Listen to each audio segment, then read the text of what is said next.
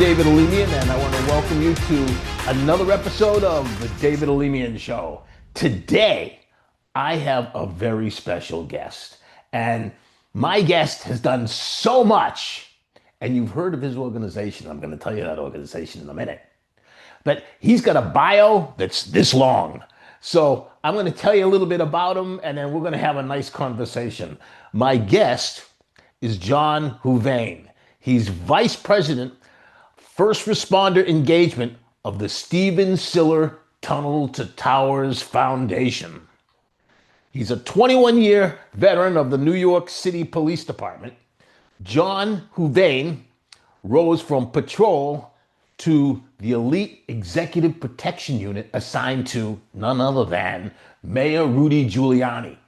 On 11 September 2001, he was the advance officer securing the mayor's movements and spent the following months attending scores of funerals for fallen colleagues, an experience that galvanized a second career in service to first responder families.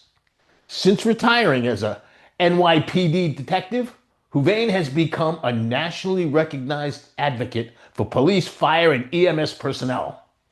As Tunnel to Towers' Vice President for First Responder Engagement, he leads the foundation's outreach to departments, oversees programs that pay off mortgages for survivors, and hosts smart home dedication ceremonies for catastrophically injured heroes.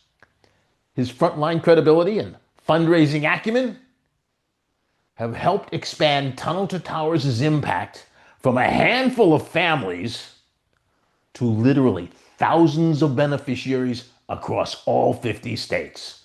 Today, I want to talk about one of the most recent things the Tunnel to Towers has done. We were all shocked at what happened. The Tunnel to Towers Foundation is paying off mortgages of the homes belonging to the fallen Idaho firefighters Battalion Chief Frank Harwood of Kootenai County Fire and Rescue, and Battalion Chief John Morrison of Coeur d'Alene Fire Department. Both firefighters were killed in an ambush while responding to a brush fire on June 29th, 2025. Foundation's Fallen First Responder program will provide mortgage-free homes for their families. The Tunnel to Towers Foundation is known for supporting first responders and military families and honoring those who have died in the line of duty. The organization's CEO, Frank Siller, stated that they hope to offer some solace to the families by taking care of their mortgages. A third firefighter, Dave Tisdale, was also injured in the ambush and is currently hospitalized with serious injuries. The Red and Blue Foundation is also raising money for the families of the fallen firefighters and those injured in the incident. Ladies and gentlemen, please help me welcome my guest today. So, thank you for joining me today. I appreciate you coming here. Well, thank you, David. As you said, this happened in June 29th, and thank God there's people like you out there that are not forgetting these heroes and the struggle that David's going through right now in trying to recuperate from critical injuries. And we want their family to know that, we'll be there and we'll keep monitoring the situation. And hopefully, we don't have to pay off that mortgage and he survives and walks out of the hospital in his own two legs. But what a beautiful thing how arranged the phone call with Frank Siller and both families. And the reason why he does that is he lost his own brother on September 11th, and they never recovered his body.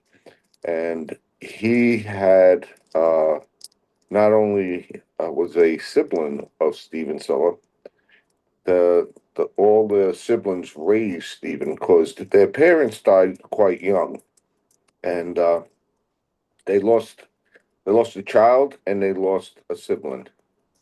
And Frank always remembers that and the devastation that it caused Sally and her children not to have a dad like these two fire battalion chiefs are experiencing now. You know, you had Chief Haywood, or Harwood, excuse me, has two girls that are, you know, in junior high, and you know, the dad won't be there to watch him graduate, and you know, you got John's family, where his son, you know, has MS and he's wheelchair bound, and now his wife is going to have to raise that child on her own and do everything she can to help him. But the reason why Frank makes that call is your head starts to fill. What's going to happen tomorrow? Am I going to have to move? You know, most homes, everybody knows what a mortgage costs. And it does take two salaries at times, especially if one is a civil servant and some of these small departments, you know, they get paid, but not, you know, a great deal of money.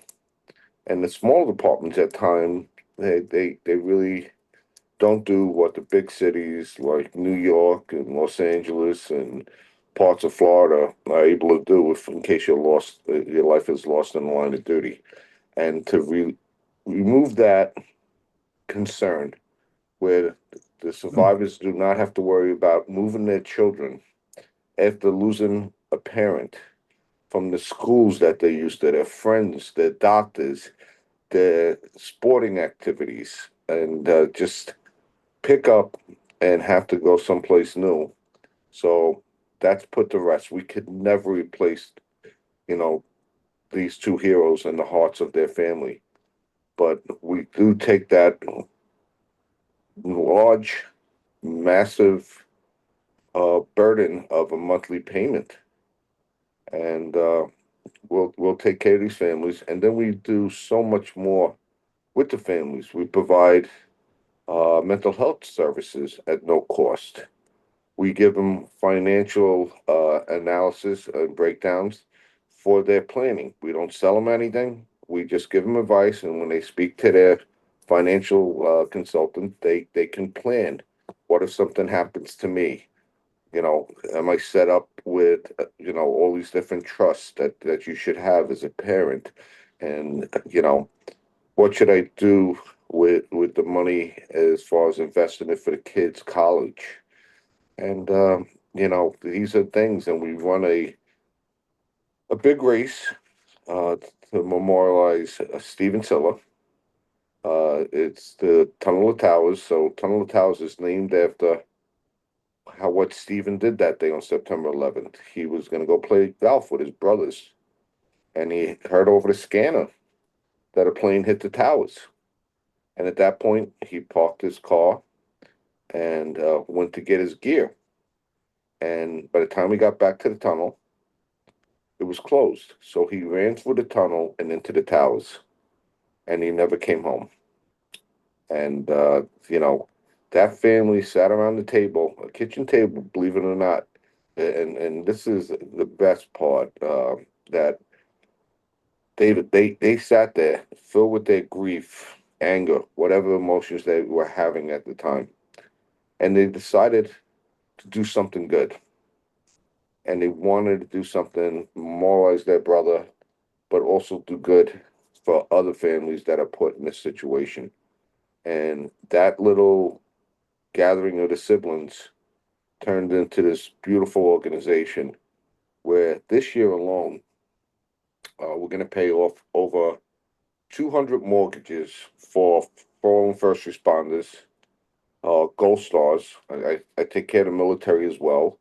Uh, and we're going to build 60 smart homes. Now, think about a price of a land and then think about an average house. But now we outfit these homes with all sorts of technology where the cabinets will lower, the sink will lower, the proper bathrooms so they could be more independent, and a nice piece of land and build these homes. So as they get older, their family that's taking care of them, let's say a husband or wife, uh, easier. Their life is easier because this person now has some independence. And then when you talk about this horrific these murders that this individual, depraved individual, inflicted on this small community, and It's awful. it is awful, and it's sort of, you try to fight back and not, give in to that hatred, and but those children will never have their father there for these Fourth of July Oh, it'll affect them for celebrations. the rest of their lives. Yeah, and when we deal with a lot of these families, they try to move forward, but the anniversary pops up, and they start thinking of dad or their loved one, their husband or their wife, and there's an empty table at every a chair at the table in every holiday, and these are beautiful homes. As far as it wasn't just a house; it was a home. It was filled with love and life experiences and their forever home. Memories. Yeah, Yeah. yeah. Yeah. And it's taken away because some individual is depraved. And firefighters go in and they save lives. And, you have Frank Harwood was also, he was an Army National Guard for years. He served his country, he served his community, his state. And how many lives did both of these chiefs save on EMS runs, emergency calls Sure. for help? And how many lives did they save? And then they're going to, Countless. yeah, Countless. and Dave, they're going to put out a fire. As Right. their chief said, we train for like dangerous situations, but they're fire related or gas related or They weren't chemicals prepared for this. to be shot at, to be shot at. Yeah. It And was an ambush. yeah, there's no ifs, ands, or buts about it. This Yeah. person went up there to inflict pain, and fortunately, that individual, we won't need to waste time in court. Well, let me ask you a question. Sure. Immediate response when you heard that this happened. What was Tunnel to Towers' first course of action when Well, you learned of the ambush and the murder of the chiefs? unfortunately, I get notifications constantly of our fallen military and our first responders, and I knew it'd just be a moment or two that Frank would be on the phone with me, and we have retired union members from different departments that work for us, and Sure. we reach out to them, and we get as much information as possible. Yeah. And our thing is to let the department first know that we're there for them, Hmm. and second of all, when there's a nice quiet moment, Frank would like to speak to the family, and Yeah. he oftentimes tries to do it, but we also respect that some people are not in the mood to speak at that time, and they're Understandably. overwhelmed. Yeah, and Frank Yeah. understands that. But our mission when that happens is to get all the information we can and see if they qualify for our program and see if we could take care of their families. You have a 52-year-old and a 42-year-old, and there's a good chance they have young children, and they Hmm. both did, and uh, Yeah. and no matter what, how old you know his John's son is, the child is in a wheelchair. So we don't even concern ourselves with the age, because that child is going to need a parent there to Care for the raise rest him. of his life. Yeah. Yeah. So and that's the beauty of working for this foundation. So Is that let me ask you a question. How did paying off the mortgages for for the Harwood and Morrison families translate into tangible relief during the most critical hour of need? because they realize they don't have to move, and what we do, David, is That's tangible. it is, and Yeah. we don't pay it off at that moment. What we do is we make an agreement with them, and in about a year, maybe 18 months, we'll pay off the mortgage in full. And the reason why we do that is we give them a break because a lot of the mortgages have their insurance and their taxes included. So Mm-hmm. we let them get a better financial footing. And at that time, some of the financial aid comes through, whether it's life insurance or a federal act that would fallen first responders get a certain amount of money, their families.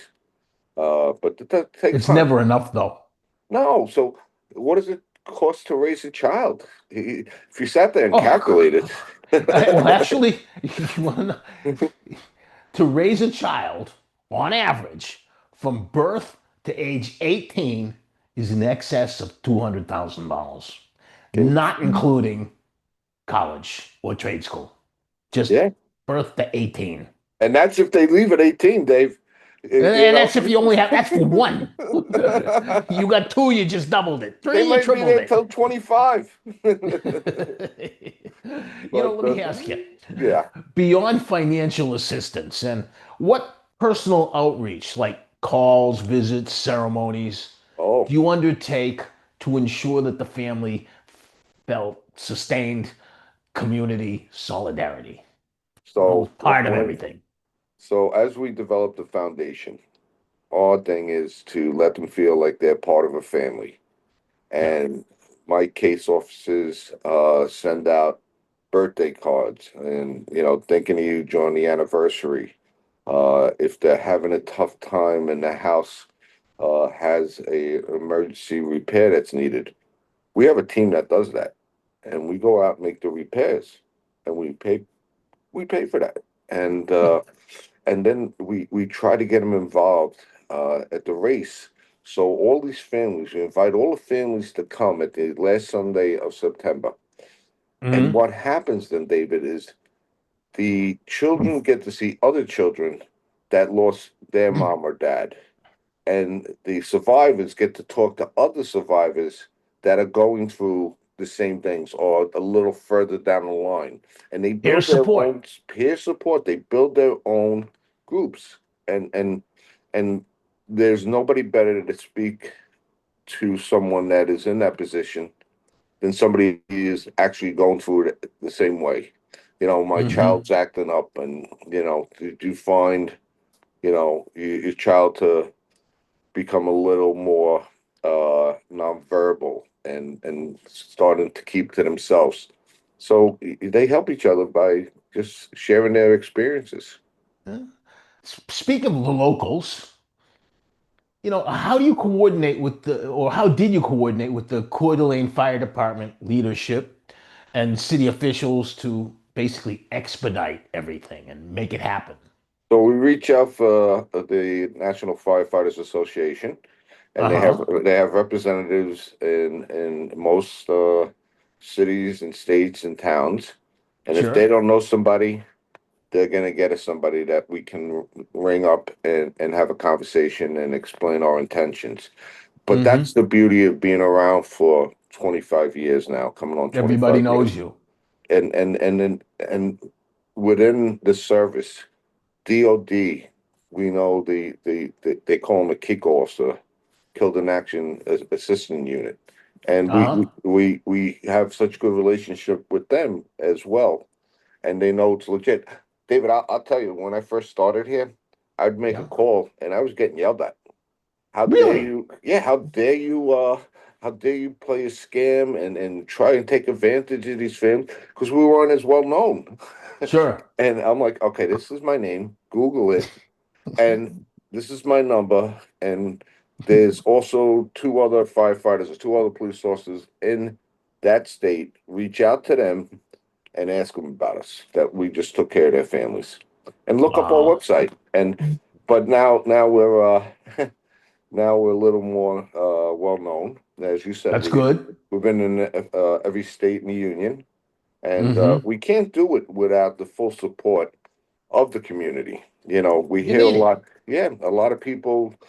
Unfortunately, our law enforcement officers, our federal agents are not getting the support, but we have They so aren't, many. and They're they not. need it. Yeah, but we have patriots around this country that give $11 a month, and They do that consistently. And then we have major corporations like GM and Home Depot and Carpet One. They all reach out and they support us, which is great because we're very prideful in every dollar we raise, 95 cents of that goes to the recipients. In the fundraising world, that's extraordinary. Yeah, and Frank would have it no other way. I remember when he was recruiting me, but I was on the board still at the same time. And he goes, John, if you want to get rich, yeah, this is not where you want to come. I says, if I wanted to be rich, I wouldn't have been a cop for 21 years. So I'm okay, And he that's his thing. He wants the money to go to the recipients. And it's such a wonderful thing to have, great leaders at the top of the foundation, Mary Silla, all the Silla family is part of it. And actually, ironically, in my group, I have young Stephen Silla, who was 9 months old when his dad died on 9/11, and he's Wow. carrying on the great work that his dad is looking down and very proud that Stephen is in service and helping Stephen Silla's brothers and sisters in the fire department and throughout the country, and his son is carrying on that legacy, and You that's know, the beautiful thing. Tunnel to Towers relies on, like you said, $11 a month, private donations. Yeah. In your view, what public-private funding partnerships could scale similar support for more fallen responder families nationwide? Well, David, I'm going to be very blunt and very honest, and that's the price of being a cop. Uh, Hmm. we Meaning? we should not exist. Tunnel to Towers should not exist. The federal government and the local governments should do everything and anything for the survivors. If you have a service member that is missing two, three limbs, isn't it the right thing to do for the federal government to build them these smart homes and not only just give them a disability, but to give them a home since they've given so much. You know, you get onto this particular topic, you know, they need insurance and they don't, and they have some. Minimal, minimal. Well, Yeah, it's nothing. It's a drop in the bucket. I mean, I've seen, for example, as you know, most firefighters are volunteers. Most yeah, of ninety them percent, have zero. nothing.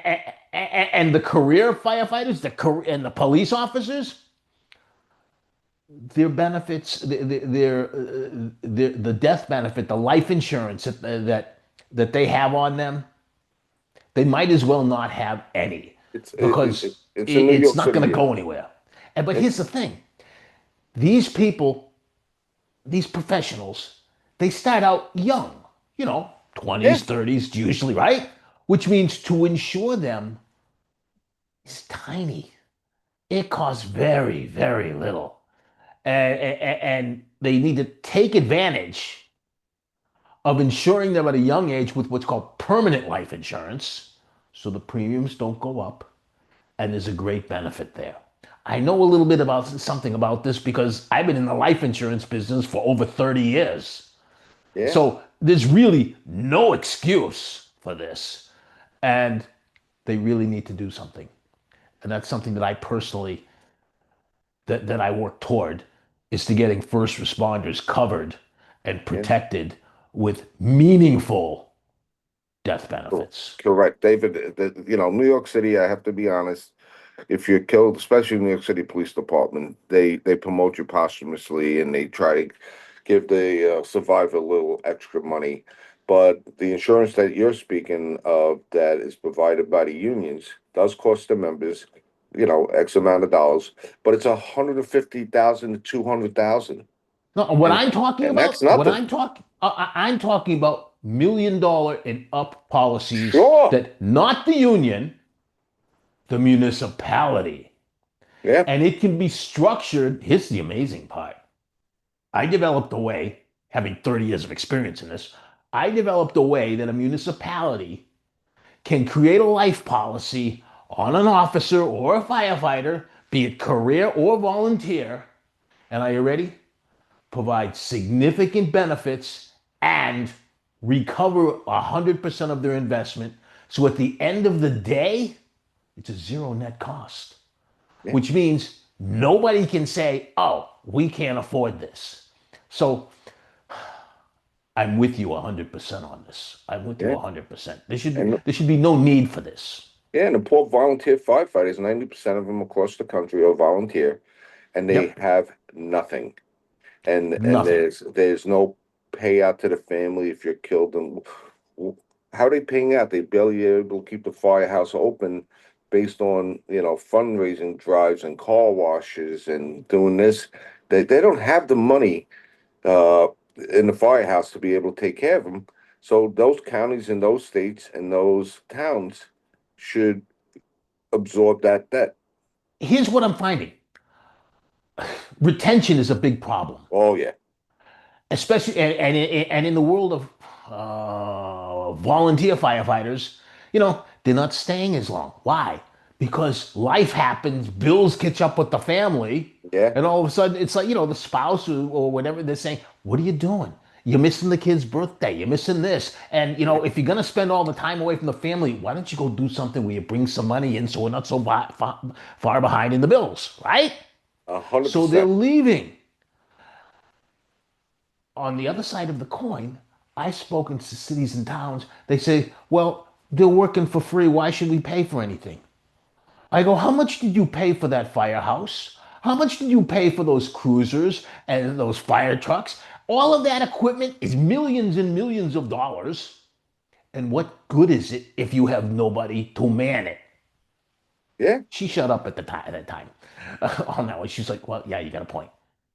You know, yeah, and David, I'm glad like people like you understand the needs, not the wants, the needs of these families, and you champion this cause is so important. You putting it out there is so important.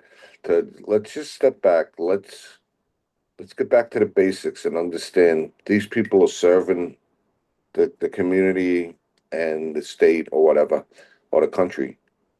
You they know, should know. Here's what they should know.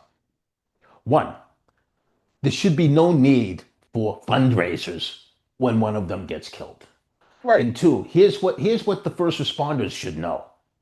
They should know when they walk out the front door of their house to go to work or go save Mm-hmm. somebody else's life, they need to know that if something happened to them, the family's going to be okay.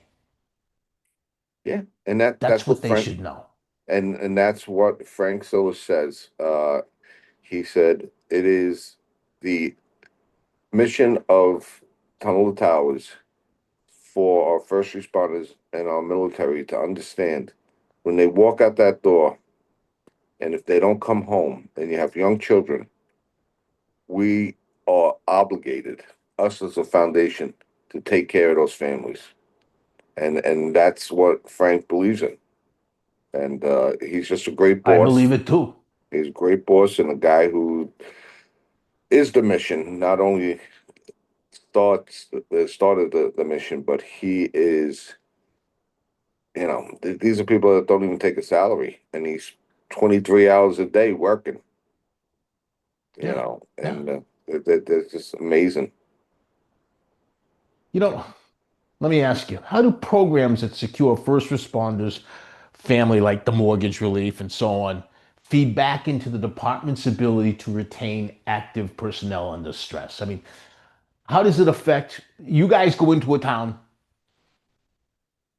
they've lost somebody on the fire department or in the police force or one of the first responders, and you take care of that family. How does that affect the rest of the department as far Well, as because they're under stress too because well, they lost a buddy. very much so, and the psychological issues they're going to be dealing with as a survivor and coworker. is so detrimental to their mental health. But the fire department at that point, if we didn't exist and you go home and you tell your loved one that, yeah, I lost my partner, and yeah, they're gonna have to move. Nobody stepped up to take care of them. Now, this community was taking care of them. They were raising the money they can to help the families, but now they could take that money and put it aside for other life expenses. And the beauty is that they feel they're not alone. They There's a small place in Staten Island. There's a bunch of hard, dedicated people that are there to help you. And we're how many thousands of miles away from where this happened, and Mm-hmm. but we're there for them, and it Isn't that means a nice? lot. It means a lot to the families that not only lost somebody, but their husbands or their wives work with these people, and the community at that point sees like, who's Tunnel of Towers? Wow, this group, and they look it up, and they pay forward too, to unfortunately, for the next one that's going to happen, and it's going to You know, happen. oh, that's you'll never run out of them. No, I mean, it's always going to happen. So let me ask you a question. We'll always need tunnel to towers. And the list of the people that need help already, not to mention the ones that are going to be added to that list, is I'm sure is enormous. yeah, Could offering, now we were talking before about the need for benefits that are paid for by the municipality, life insurance, that kind of thing. Could offering guaranteed families security in that form rather than post tragedy yeah, strengthen recruitment, retention, morale among first responders? I mean, in your view? absolutely, and it would be great for the military to have something of the likeness, because everybody has family, whether it's mom or dad or siblings or a husband or a wife and children. If they feel, when I go to work, if something happens to me, that my family will be okay. Right. They'll feel the loss of that loved one, but financially, that's put aside forever. That is a comfort for them. Because now think about this.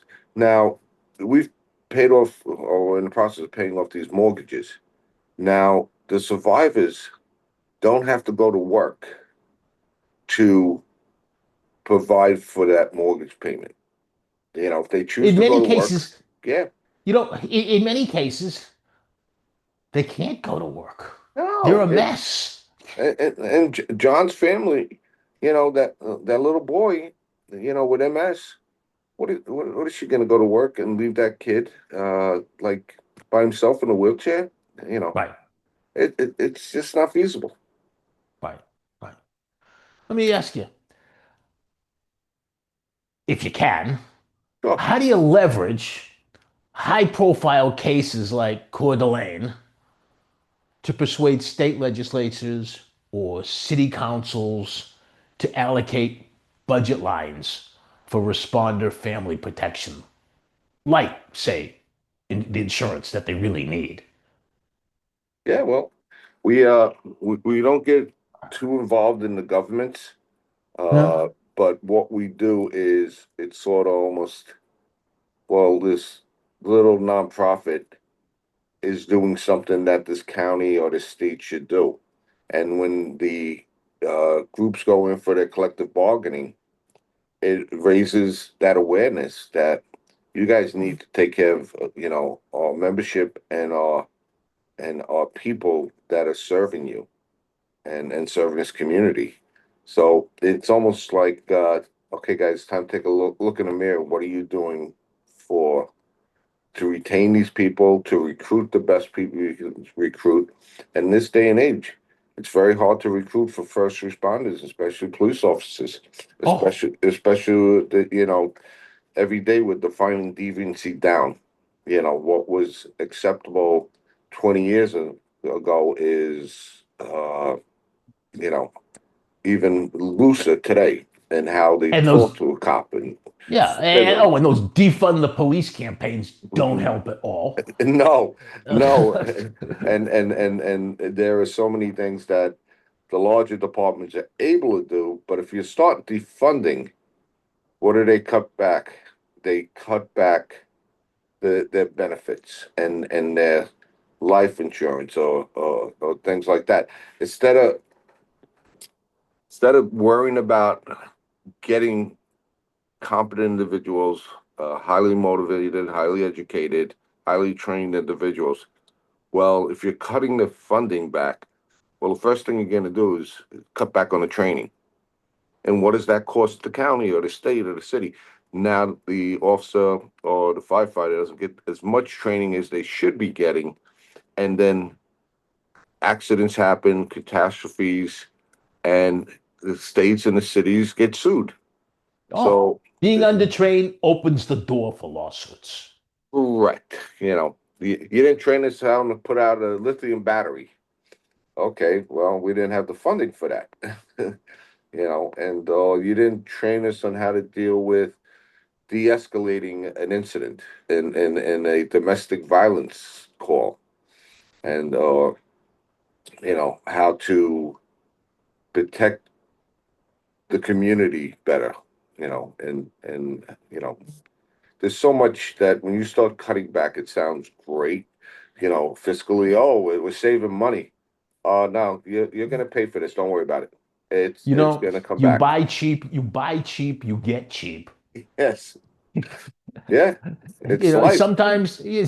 Sometimes cutting corners, cutting costs costs you a hell of a lot more than if you did it right the first time. Yes, And I think, and a lot of these decisions are made by people who aren't close enough to the action, and they're looking at trying to save a few dollars here or a few dollars there, or we can't afford that. Well, you know something? You can't afford the alternative either. it's You know, correct. You could be prudent and be good stewards of the money, but you can't be prudent and stupid. And well said. you just have to realize, as you said, you get what you pay for. You pay cheap, you're gonna get cheap. That's it. That's it. It's really that simple. And here's the thing. And here's what's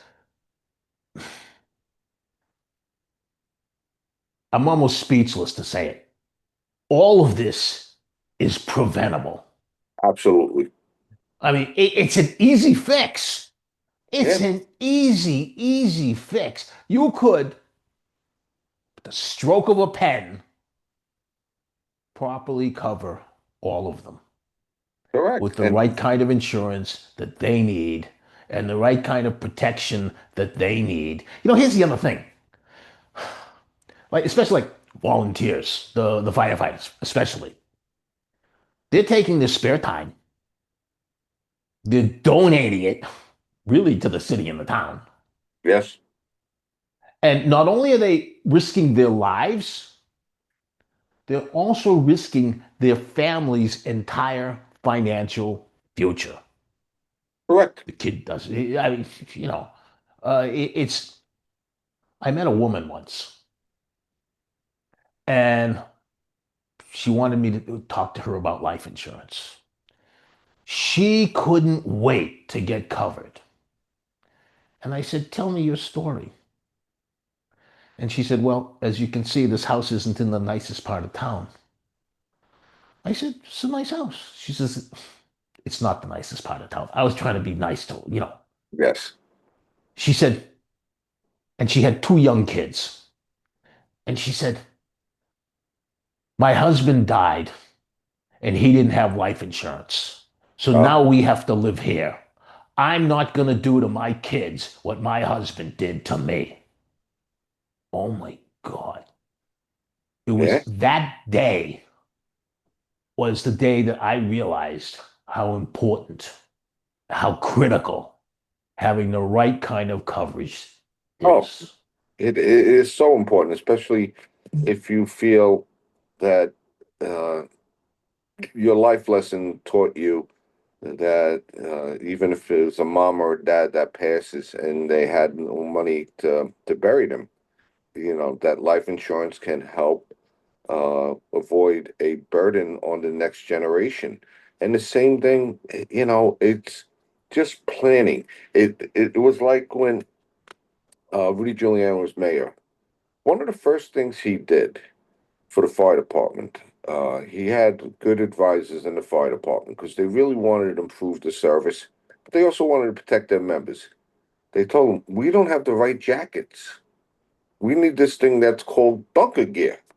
And it was a new thing. And they're like, "Well, what does it do?" Well, they put it up and it stops the burning and they're able to, withstand the heat from the fires that they're fighting. And he goes, "Well, let's get them bunker gear." And the city at that point was not in a great fiscal uh, space. And then, like, what else do you need? Well, all ropes are 20 years old, and we're hanging off of buildings with these ropes. And you invest in the department that saved. We cut down so many firefighters from being burnt. You know, first, second, and third degree burns, and they cut that dramatically, just from getting them the right gear. And that's what it's all about. The same thing with police and vests. It used to be, okay, if your family bought you a vest, then you had a vest and you went to work. When I went on, I was 20 years old. And so what's happening at that time, they buy the vest, and a family would have it. Now they stopped that. The NYPD, the minute you graduate, you get a vest and it's fitted for you.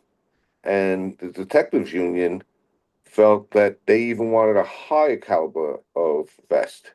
And they went out and Hmm. they purchased it for their membership. And it was so smart because it's like you're saying, if you're investing and protecting people, it is probably not a great way of putting it. It's cheaper to buy that bunker gear than to pay medical cost or life insurance or whatever payouts were given to the families. Here's the thing. It's just another type of insurance that you need and you can't go without. Let me ask you a question. If you didn't have auto insurance, would you drive your car down the street? I Probably love. not. I'm the guy that loves insurance, and There you go. oh, you can have X amount of deductions. No, no, I don't mind paying because I want it when I need it. Right. And And you want peace of mind knowing that it's going to be there. yeah, yeah, and in fact, I'm 63 and I still have to pay for my life insurance above and beyond anything else that I have because I feel when I leave this earth that I leaving my son in a good position. Right. Right. You know, what most people don't realize is life insurance. We can't bring back someone who's passed. We can't fix that. What we can fix is the financial damage that is caused by the death of the insured. Yeah. And what you're doing is you're insuring that person's income, that person's ability to be the breadwinner, and so on. And that's the Yeah. purpose of it. Because if you have dependents who depend on you financially, you absolutely need it. It's irresponsible Oh, not to have it. great word, irresponsible if you do not do it. And that's why our financial advisor speaks to them about, okay, your husband had a small policy. Now, what happens to you? Do you have life insurance? And do you have this all in place? And those are the kind of things that Yeah. you have to let people know. It's prudent for those surviving Yeah. children You know, that they'll be in a good spot. by that same principle, it's irresponsible on the part of the municipality to put their employees, police, fire, EMS, at risk and not insure them. Yeah. It's irresponsible. It You're is. asking them to put their lives on the line, and if something happens to them, the family is in serious financial straits. Yeah, yeah. The responsible thing was we can't bring them back, but we can fix the financial devastation that occurred. And it makes it easier for the spouse that is not part of that agency, understanding, God forbid, my loved one doesn't come back. At least he is in a department that will take care of his Right. family. Yeah. I get passionate about this stuff No, because, I see it. I believe it. I believe yeah, it. yeah. Yeah. Well, you know, this has been a great conversation today.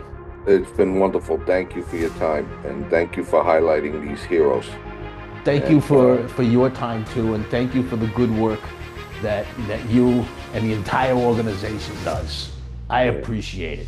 Thank you.